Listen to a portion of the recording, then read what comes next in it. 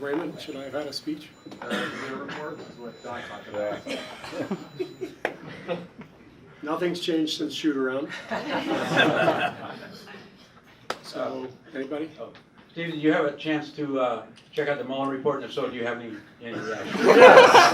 Yes. Jack talked about it. Thank you for the question. Should I really answer that? Yeah, yes. Doc did. Very political collective. I noticed that Sarah Sanders got busted for lying. That would never happen to an NBA coach speaking after a game. We would never lie. We will always tell you the truth, I promise you. After the game. After a game. Hey, it's Steve. Steph talked about taking Steph talked about taking the life out of this building right away as early as possible. What would you like to see in the first 5 minutes that kind of indicates your guys are locked in? The whole point is defensive focus. That's really the key. And for a game and a half, we've been really locked in and good at that end. Game got away from us the other night. Obviously, everybody knows that. So you just have to return to the same mentality, the same defensive focus that helped us win game one and helped us to that big lead. But we got to play the full 48. But the first 5 set a good tone. Coach, can you talk about, as far as I'm right here, strength in numbers, how that will apply tonight, and how that has been the launching point for your team? Well, strength in numbers started 5 years ago, and it just sort of became a mantra for the organization. So it's something that our fans recognize, and I think that our organization relates to. Everybody matters. That's the idea, that everybody's effort, the collective effort matters, and if everybody's dialed in, we can get a lot of work done, a lot of stuff done. And for us, it's an organizational mantra more than a team one. It started out as a team one, but I think it really spread to the organization where I think we really felt like everybody contributed, and how powerful that was. We could feel it on this run we've been on, and I think it inadvertently captured the feeling that the Warrior organization has had over the past few years. But it's I didn't do the Pat Riley thing because I made it up, and I didn't do the patent on it, or what do they call it, the copyright? 3P. Yeah, I probably should have, but somebody else got that, I guess. Hey Steve, with the DeMarcus injury, what kind of opportunity do you see Jordan getting minutes in that center rotation?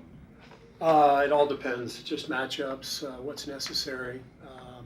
It's just really hard to predict. I think right now our rotation will be Bogut starting, Looney, who's playing fantastic, and Draymond also at center when we go small. I think those 3 are the guys who are going to be in the rotation, but Jordan could see some time if the circumstances call for that.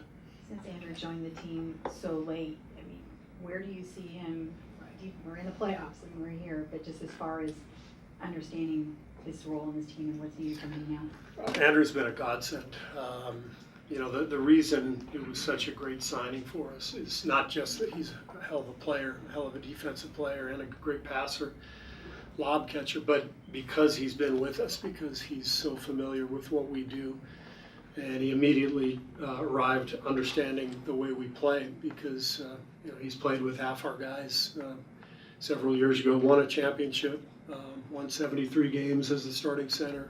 So he's been one of us for many years. So getting him back was really fortifying for our roster. And obviously now with DeMarcus's injury, it's becomes a huge addition. So you say he picked up right where you left off? Oh yeah. And Andrew's a brilliant basketball mind. He's one of those guys. When you call a play or you teach him a play, he gets it right away. He understands where all 5 players should be, and he understands why you're running the play, what you're trying to do, what the options are. He's just got a beautiful feel for the game. Steve, Pat coined the phrase, no rebounds, no rings. How imperative is it to control the boards on these guys tonight? Rebounds are always a big deal. We talk about the possession game all the time. And for us, that means limiting our turnovers and boxing out. And we didn't do a very good job of either one of them last game. Missed some box outs, some key box outs, and turned it over 21 times, 22 in game one. So we've got to do a better job. We've got to settle down offensively. What makes the Lou and Trez pick and roll so difficult to stop, even when you can scheme against it in the context of a series? Well, I mean, they're very dynamic players. You know, Harrell is just so strong and powerful inside. And then Lou's one of those guys who's just really hard to contain. He has been for years. You know, he's got a knack for scoring and finding seams, and you have to try to show him different looks, put different people on him, crowd him as much as you can. But he's a great player, and Montrez is becoming one, and they're a really dynamic combination. Steve, you mentioned Andrew and just how he fit right back in where he left off, but you guys play differently than you did back when he was here. With different personality. How has your team played differently since he was here, and what did he have to pick up? I think the biggest difference is that Kevin's here, obviously. His first go round with us, or you know, when I was coach, he was here before I was, but we put him as the hub of our offense at the top of the key. Ran a lot of dribble handoffs with him, and he kind of became a high post passer, and he's still doing that, but we play differently because of Kevin's presence, and we still run the same sets. It just seems to look a little different and feel a little different at times, but he adapted pretty quickly. Hey, Coach. To most the common fan right here.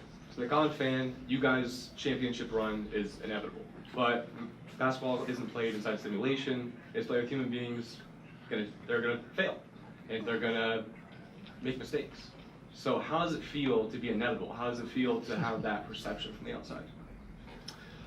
You know, I grew up right here in Los Angeles, and when I was 10 years old, I watched UCLA beat Kentucky for the national championship. It was their 10th national title in 12 years.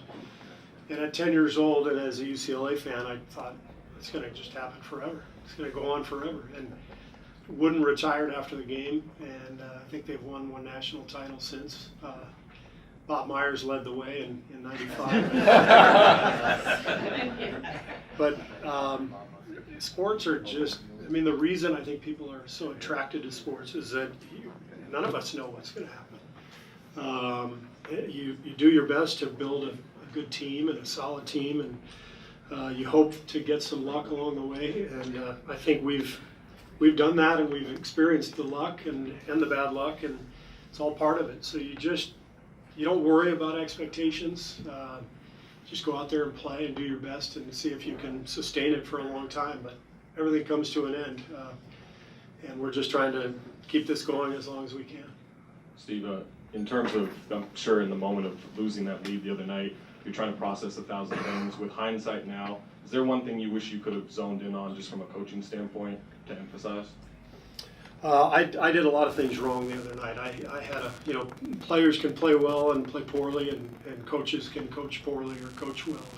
So I went home that night not feeling great about my own personal performance. I think when we got into foul trouble in the third quarter, changed our rotations around, and watching the tape, and even while the game was happening, I did not like what I ended up doing with my substitution pattern. So that's probably what I look at the most.